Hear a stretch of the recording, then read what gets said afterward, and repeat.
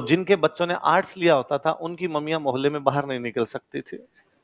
उनकी मम्मियों को लगता है कि अरे यार ये बाहर जाते ही पड़ोसन ताने मारेगी कि तुम्हारा बेटा आर्ट्स, आर्ट्स को इतनी हे दृष्टि से देखा जाता था कि आर्ट्स ये कौन लेता है। मैं जब 2010 में नई नई तैयारी करने के लिए आया ना, तो मुझे रूम नहीं मिला। हम 2 लोग आए तैयारी करने के लिए, तो 2 दिन तो मेरा एक पुराना दोस्त था जो इंजीनियरिंग करता था, 11 12 तो मेरे साथ में पढ़ा हुआ था, उसके नंबर मेरे पास थे। मैंने उसको फोन किया, यार मैं यहाँ तैयारी करने के लिए आया हूँ। तो उसने कहा एक बार तो मेरे रूम पे आ जा, फिर तेरा सेटल कर लेना रूम। अब 2 दिन तो उसके पास रहे, अब उसके सारे इंजीनियरिंग वाले दोस्त रहे। आप किसी के, वो 4 लोग ऑलरेडी थे 2 कमरों में, ठीक है, हमें 2 दिन सुला लिया, वो खूब है।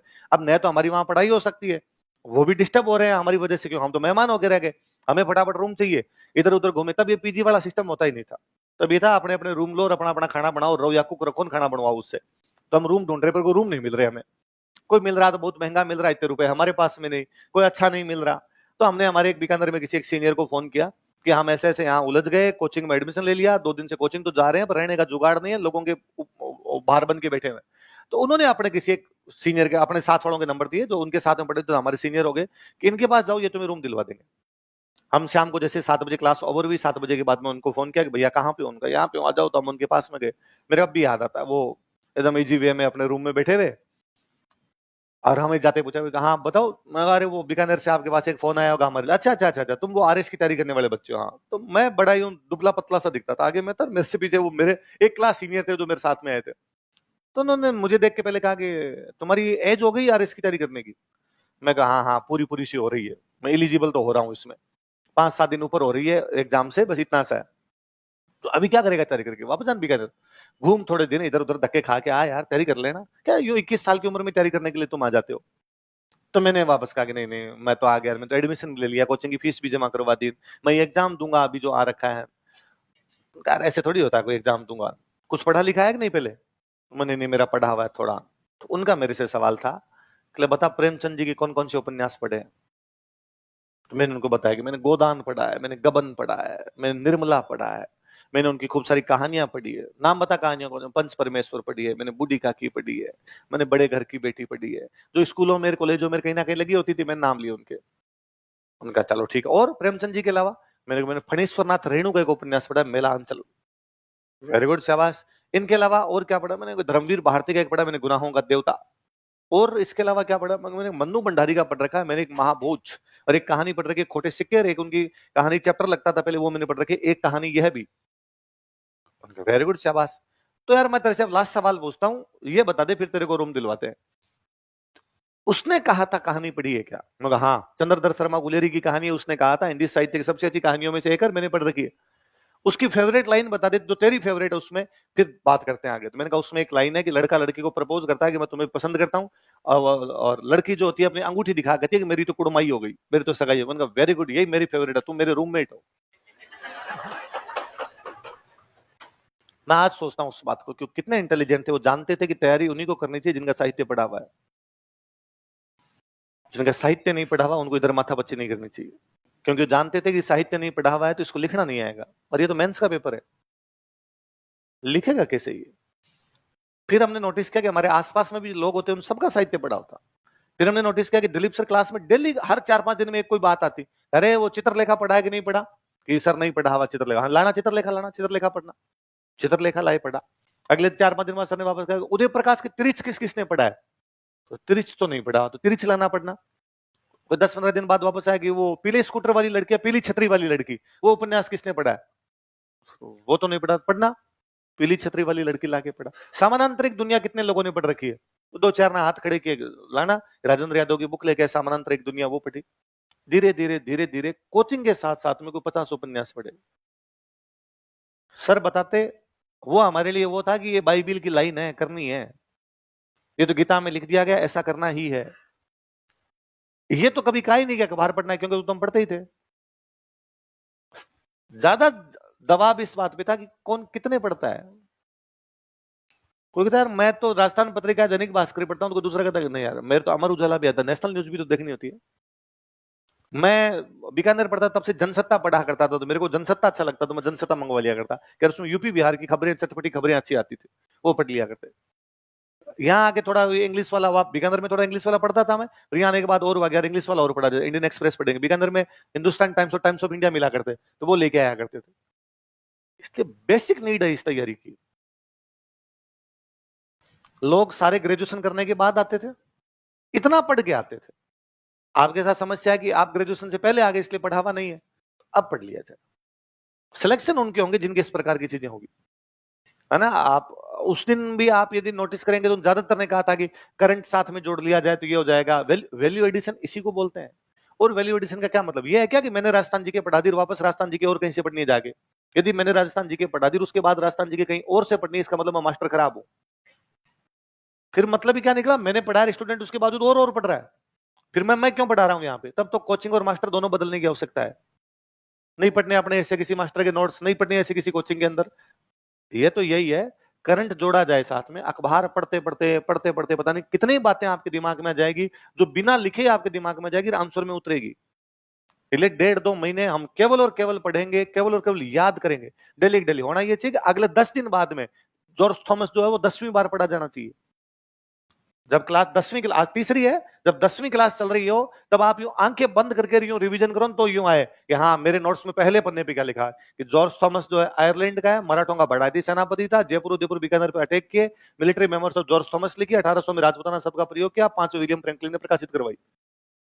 इसको तो कहते हैं पढ़ाई। वरना आजकल कोचिंग फैशन है।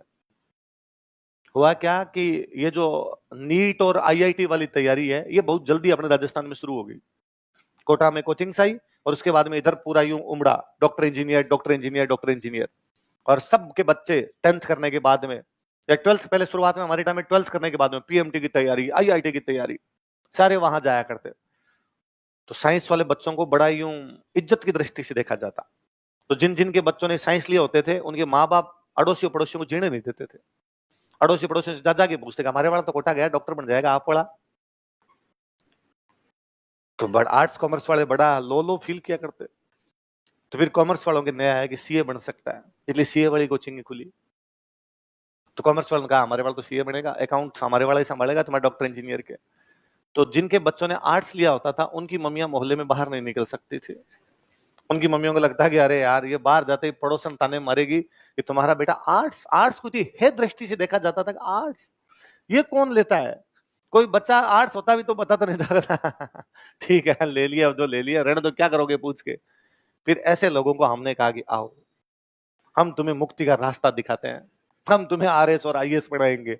इसलिए उनकी मम्मियों ने और कहना शुरू किया कि आपका बेटा डॉक्टर बन जाएगा और हॉस्पिटल चेक तो हमारे वाला ही करेगा, एसडीएम बनेगा, जाके चेक कर सकता है। और चूंकि उन लोगों ने, डॉक्टर इंजीनियर वाले लोगों ने पहले कहा 12th के बाद आओ, क्योंकि 12th के बाद एग्जाम होता है उनका, 12th के बाद आओ। अब लोगों को लगा यार मैं तो इतना इंटेलिजेंट हूं ही नहीं कि 12th के बाद 1 साल में तैयारी कर लूंगा। तो कोचिंग वालों का 11th में आ जा, 11th 12th हम ही करवा देंगे, 1 साल तैयारी और करवा देंगे। तो लोग 10th के बाद ही जाने लग गए। तो कोचिंग वालों को हमें और लगा अरे यार 10th के बाद ही आ रहे हैं, तो कोचिंग वालों का 6 में क्यों नहीं आते तुम। तो आजकल कोचिंग में 6 में जाते हैं। हमारे इधर यह था कि एग्जाम ही बीए के बाद है, एग्जाम ही ग्रेजुएशन के बाद है। तो हमने कहा ग्रेजुएशन के बाद ही आओ। स्प्रिंग बोर्ड 2020 तक मुझे याद है हमारे यदि कोई बच्चा फर्स्ट ईयर में आता है एडमिशन, तो हम एडमिशन नहीं देते, एडमिशन नहीं दिया हमने किसी फर्स्ट ईयर के बच्चे को, फर्स्ट ईयर सेकंड ईयर दोनों। हमने कहा हमारे पास एडमिशन उन्हीं के होंगे जो या तो फाइनल में होंगे या जिन्होंने फाइनल कर ली होगी, क्योंकि उनकी समझ में आता है, बाकियों की समझ में नहीं आता। ये तो कोई आ भी जाता था हम वापस भेज देंगे, ना घर जा क्या करना है, गाँव जा आराम से खेल कूद मस्ती कर, थोड़े दिन इधर उधर धक्का खा के बाद में ना हमारे पास कुछ नहीं करना। क्या करूं तो अखबार पढ़ ले, प्रेमचंद जी कहानियों किताबें पढ़ ले, कुछ ही मत कर, कॉलेज जा आ, कॉलेज जा, कॉलेज में तो कुछ होता ही नहीं, हाँ वही करना, कुछ नहीं करना 2 साल वही करके आ जा अपने 2-1 साल बाद।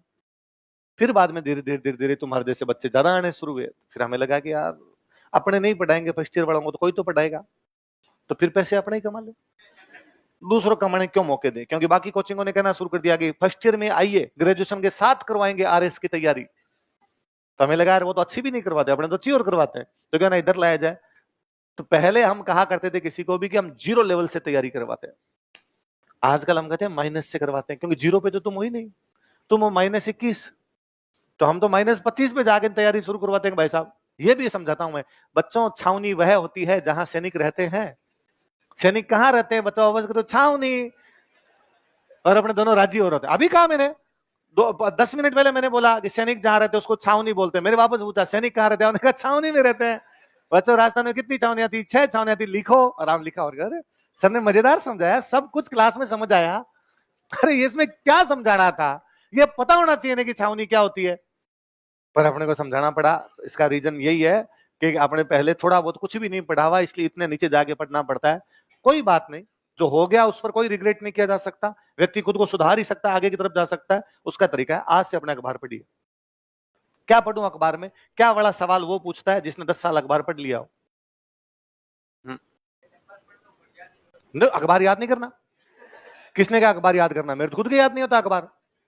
बैठ जा, अखबार केवल पढ़ना है। मैंने उस दिन ही बताया था, आप जब रेगुलर पढ़ते हो मैंने उस दिन एग्जाम्पल भी दिया था कि जब हम पहले दिन ही मैं बता रहा था कि जब हम रेगुलर पढ़ते हैं ना, तो आपको खुद को नहीं पता चलेगा कब याद हो गया।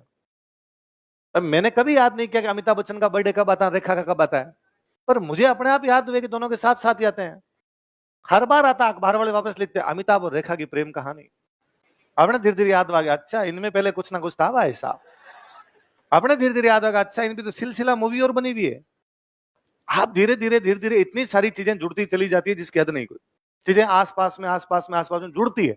मैं कई बहुत पहले जब कभी अखबार पढ़ने लगा तब खेल वाला पेज पढ़ता, क्रिकेट अच्छी लगती क्यों, क्रिकेट पढ़ता। पर अब क्रिकेट वाला जैसे जैसे मैं बड़ा होता चला गया, क्रिकेट वाली न्यूज में जल्दी खत्म कर देता। तो मुझे लगा यार अब तो मेरे पास टाइम और पड़ा है, मैं क्या करूं? तो मैंने टेनिस पढ़ना शुरू कर लिया। उन दिनों टेनिस में 2 प्लेयर खेला करते भारत के बहुत अच्छे, महेश भूपति और लिएंडर पेस। तो महेश भूपति और लिएंडर पेस, तो पेस भूपति की जोड़ी, इंडियन एक्सप्रेस, फलाना ओपन जीत लिया, ये ओपन जीत लिया। धीरे धीरे मेरे दिमाग में अपने आप आया कि अच्छा 4 बड़े टूर्नामेंट होते हैं टेनिस के। जनवरी के आसपास में ऑस्ट्रेलियन ओपन होगा, मई के आसपास में फ्रेंच ओपन होगा, बाद में जुलाई के अंदर विमिल्टन हो जाएगा, और लास्ट साल में जाते जाते यूएस ओपन हो जाएगा। ये 4 बड़े टूर्नामेंट होते हैं। और अपने वाली जोड़ी 2 के फाइनल में पहुंची थी, 2 जीत गई, 2 में हारी, 2 जीत गई। याद हुए आपको नाम? धीरे धीरे और पढ़ा तो आपको पता चला कि पेस भूपति जो है उनमें आपस में लड़ाई होने लगी। पेस भूपति में आपस में लड़ाई होने लग गई है, और आजकल उनकी जोड़ी टूटने लग गई है। अच्छा इनमें लड़ाई भी है, इनकी जोड़ी टूटने लग गई। धीरे धीरे अपने को और पता चला कि लिएंडर पेस की गर्लफ्रेंड हो रहे, उसका नाम रिया पिल्लई है। अखबार वालों ने लिखा। फिर मुझे कई दिनों सालों बाद पता चला अरे ये तो संजय दत्त की एक्स वाइफ है।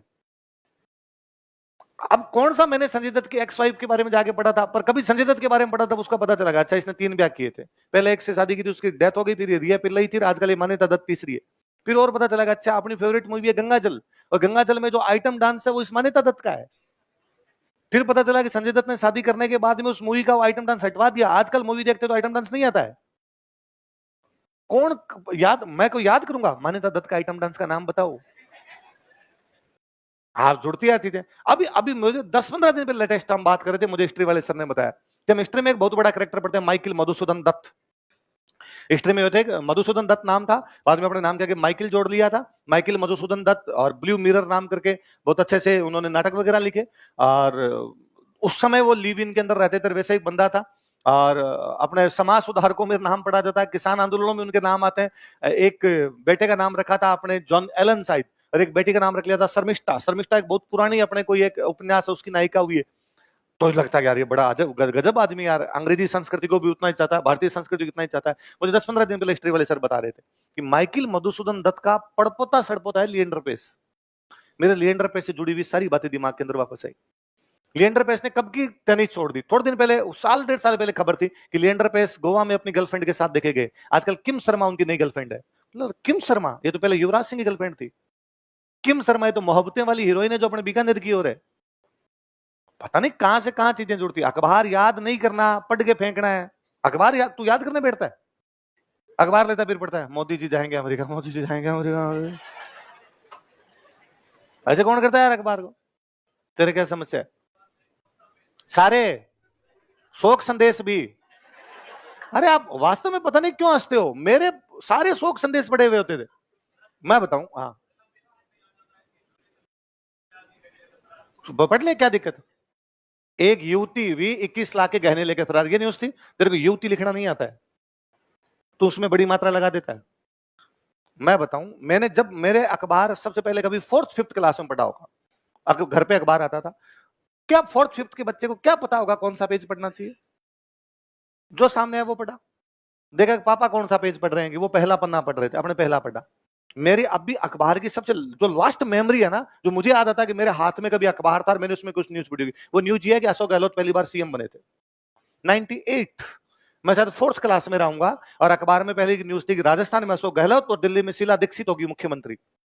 मेरे को अब भी याद है यार, ऐसी मैं तो अशोक गहलोत का नाम पहली बार पढ़ रहा था, अशोक गहलोत नाम का कोई आदमी दुनिया में रहता है। और उस दिन अच्छा ये कोई मुख्यमंत्री नाम की चीज होती है, ये बनेंगे मुख्यमंत्री बनेंगे अपने। मैंने 4th से शुरू कर लिया, इसलिए उस समय जो सामने आता थोड़ी वो न्यूज, क्रिकेट में खेलता था तो क्रिकेट वाली न्यूज पढ़नी शुरू की। मैं पापा को देखता कि वर्क पहली भरते थे, तो मैंने वर्क पहली भरना शुरू किया, कुछ ही नहीं आता, पापा से पूछ पूछ के भरता। ये आरामदायक कुछ है शब्दों में क्या कहते हैं, वो कहते आगे पीछे वाले दूसरे बता के लिख दे सुविधाजनक। हाँ सुविधाजनक। ये जय आ गया, नीचे लिखा हुआ है कमल, क्या लिखूंगा जलज, नीचे से वापस हो रहा है जय लय जय, ये लय आ गया। और इधर ये दूसरा शब्द आ रहा है कि ताल, इसको क्या लिखूंगे लय। ये आगे लिखा हुआ है जो और जो को 2 शब्दों में क्या कहते हैं, हमने कहा लिख दे यव, यव भरा। ये 3 अक्षरों में वस्त्र को लिखना है और वैसे शुरू करना क्या, वसन प्रेहवची यादवी, पता नहीं कितनी सारी चीजें। अब शुरुआत में अब और कुछ समझ नहीं आता, तो मैं शोक संदेश पढ़ा करता, वैवाहिक ही पढ़ता, मैंने खूब पढ़े हैं, वर चाहिए वधु चाहिए। 6-7 के बच्चे को, मेरे को तो उस समय 6 में तो वधु नहीं चाहिए होगी, है ना। अब पर फिर भी मैं पढ़ता, अच्छा ये अग्रवाल समाज, ये अकायस समाज, ये समाज, शोक संदेश। मेरे को बड़ा ताज्जुब होता था शोक संदेश कि कई आदमियों को जो शोक संदेश खूब सारे होते हैं, कईयों को तो एक ही क्यों आता है।